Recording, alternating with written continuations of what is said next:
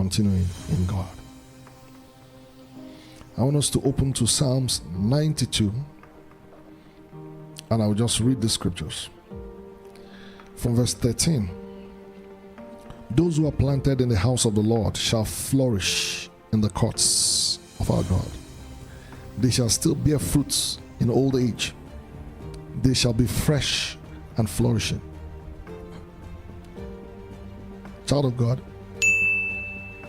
be permanent in Him. This is how you should see yourself.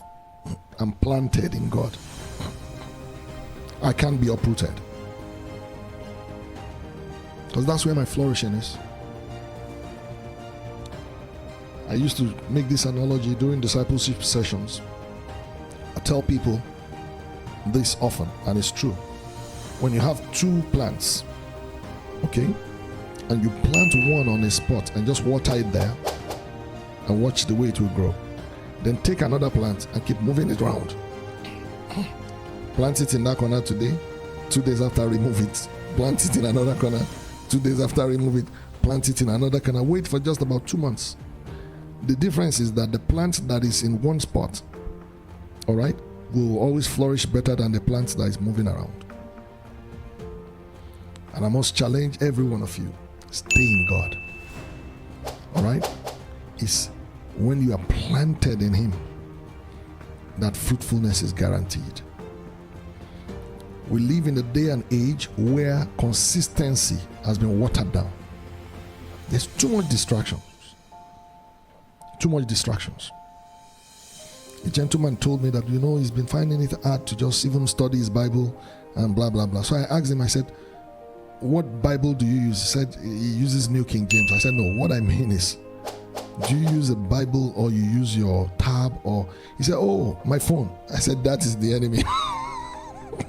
I said, without asking him, I told him, I said, listen, all those notifications that pops in, they don't look like distractions, because you just check it, you read it, and you go back to the word. But see it as if they create bubbles in the flow of that river of life. Are you getting me?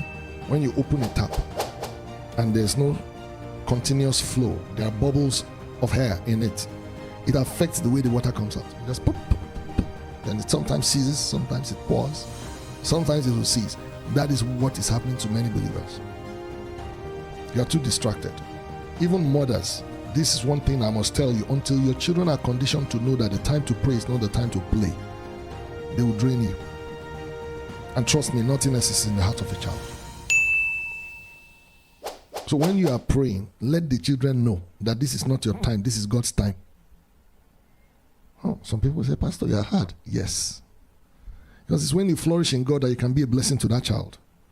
Otherwise, you give the child more attention, God's attention. When the devil wants to attack the child, you won't even see it.